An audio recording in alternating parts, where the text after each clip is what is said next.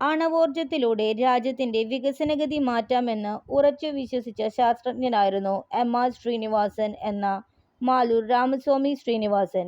ഏറ്റവും സുരക്ഷിതമായി ആണവോർജ ഉൽപാദനം എന്ന നിലപാടാണ് അദ്ദേഹം സ്വീകരിച്ചത്. ആണവോർജം സംബന്ധിച്ച അറിവ് പ്രചരിപ്പിക്കാനും തെറ്റിദ്ധാരണകൾ മാറ്റാനും അദ്ദേഹം ശ്രമിച്ചു. ആണവ നിലയങ്ങൾ പ്രാദേശിക സമ്പദ് വ്യവസ്ഥ ശക്തമാക്കുമെന്ന് ശ്രീനിവാസൻ കരുതി. ഇംഗ്ലീഷും സംസ്കൃതവും പഠനഭാഷയായി തിരഞ്ഞെടുത്തായിരുന്നു സ്കൂൾ വിദ്യാഭ്യാസം. മെക്കാനിക്കൽ എഞ്ചിനീയറിംഗിൽ ബിരുദാനന്തര ബിരുദത്തിനു ശേഷം കാനഡയിലെ മോൺട്രിയോൾ സർവകലാശാലയിൽ നിന്ന് PhD നേടിയ അദ്ദേഹം 1955 ആണവോർജ വകുപ്പിൽ സേവനം തുടങ്ങി. സാങ്കേതിക മേഖലകളിൽ തിരക്കിട്ട ജോലികൾക്കിടയിലും വായനാശീലം കൂട്ടായിരുന്നു. അപ്സരയുടെ നിർമ്മാണത്തിലെ പങ്കു കൂടാതെ താരാപൂർ നിലയത്തിലെ പ്രിൻസിപ്പൽ പ്രൊജക്ട് എഞ്ചിനീയറായി പ്രവർത്തിച്ചപ്പോഴുള്ള പരിചയവും നേതൃഗുണവും അദ്ദേഹത്തിന്റെ കരുത്തുകൂട്ടി.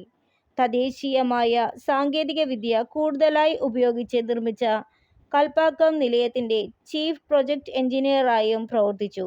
1974 ആണവോർജ എഞ്ചിനീയറിംഗ് വിഭാഗത്തിന്റെ ഡയറക്ടറായി 18 ആണവ നിലയങ്ങളുടെ ചുമതല വഹിച്ചു.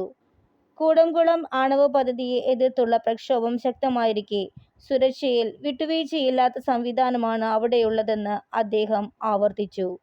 ആണവോർജം ഉപയോഗിച്ചില്ലെങ്കിൽ ഊർജക്ഷാമവും വിലക്കയറ്റവും നേരിടേണ്ടി വരുമെന്ന് മുന്നറിയിപ്പു നൽകി.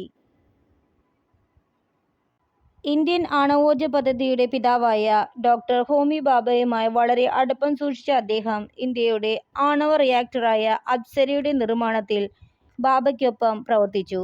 1966 ഭാഭ വിമാനാപകടത്തിൽ മരിച്ച ശേഷം അദ്ദേഹത്തിന്റെ സ്വപ്ന പദ്ധതികളുടെ ചുമതല ഏറ്റെടുത്ത് മുന്നോട്ടു കൊണ്ടുപോയത് ശ്രീനിവാസനാണ്. 1987 ആണവോർജ കമ്മീഷൻ ചെയർമാനായ കാലത്താണ് അദ്ദേഹം ന്യൂക്ലിയർ പവർ കോർപ്പറേഷൻ NPCIL സ്ഥാപിച്ചത്. NPCIL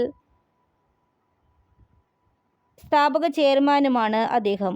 രാജ്യം പത്മശ്രീ, പത്മഭൂഷൺ, പത്മവിഭൂഷൺ പുരസ്കാരങ്ങൾ നൽകി അദ്ദേഹത്തെ ആദരിച്ചു.